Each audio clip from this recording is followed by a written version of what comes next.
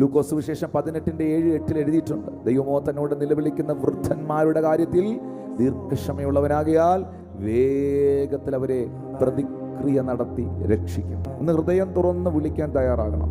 തിമായുടെ മകനായ ബർത്തിമായി വിളിച്ചത് നാട്ടുകാർ പറഞ്ഞു കൊടുത്ത ആ ഇൻഫർമേഷൻ്റെ ബേസിലല്ല. അവൻ്റെ നീഡ് എന്തായിരുന്നോ, അവൻ്റെ ആവശ്യം എന്തായിരുന്നോ, അതിൻ്റെ അടിസ്ഥാനത്തിലാണ് അവൻ യേശുവിനെ കണ്ടത്. അവനിപ്പോൾ യേശുവിനെ വേണ്ടത് അവൻ്റെ സൗഖ്യദായകനായിട്ടാണ്. ഹല്ലേലൂയ. മോശയോട് ദൈവം പറഞ്ഞില്ലേ, ഞാനാകുന്നവൻ ഞാനാകുന്നു എന്ന്.